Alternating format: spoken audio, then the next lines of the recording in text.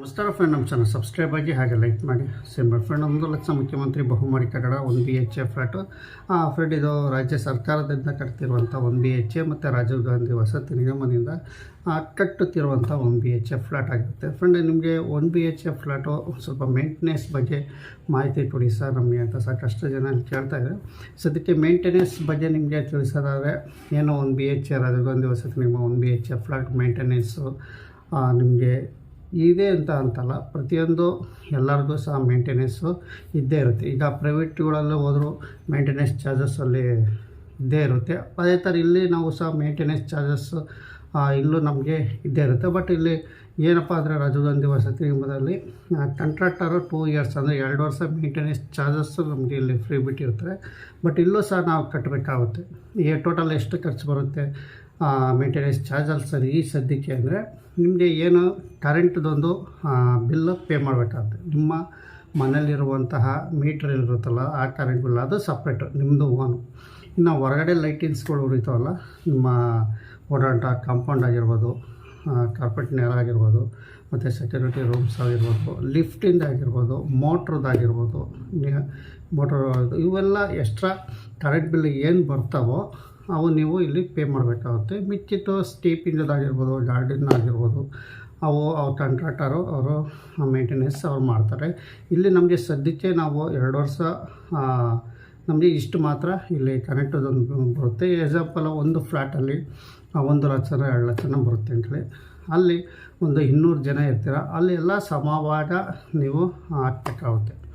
ಒಂದು ಈಗ ಎಕ್ಸಾಂಪಲ್ 1 ಲಕ್ಷ ರೂಪಾಯಿ ಬಂದರೆ ಆ ಫ್ಲ್ಯಾಟಲ್ಲಿ 200 ಜನ ಇದ್ದರೆ 500 ರೂಪಾಯಿ ಇಲ್ಲಿ ಬೀಳುತ್ತೆ.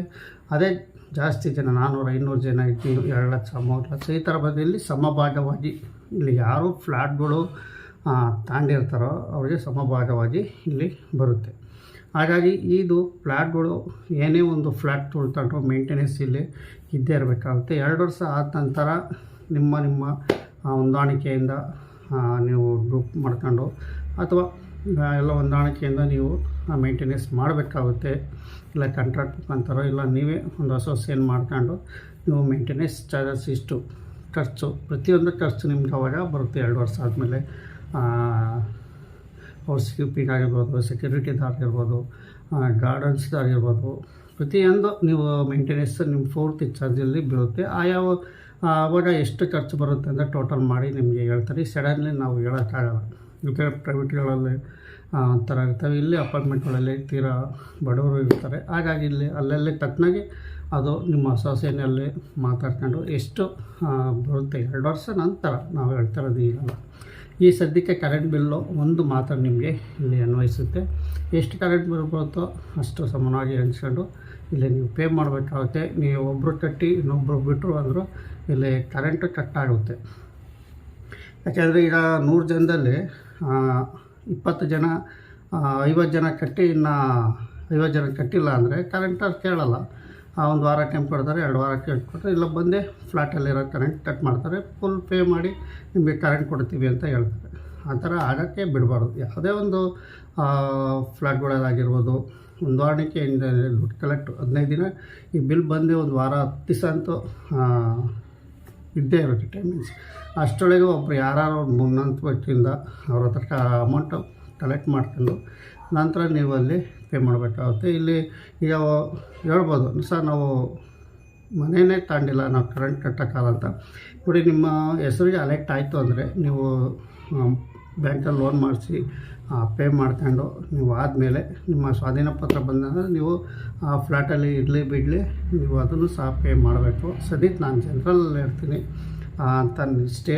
ನೀವು ನಿಮ್ಮ ಅಸೋಸಿಯೇಷನಲ್ಲಿ ಏನು ಮಾಡ್ಕೊಂಡಿರೋ ಗ್ರೂಪಲ್ಲಿ ಅದೊಂದು ವಾರ ಒಂದು ನಿಮ್ಮ ಸಹಮತದಿಂದ ಮಾತಾಡ್ಕೊಂಡು ನಂತರ ಇವೆಲ್ಲ ನಡಿಬೇಕಾಗುತ್ತೆ.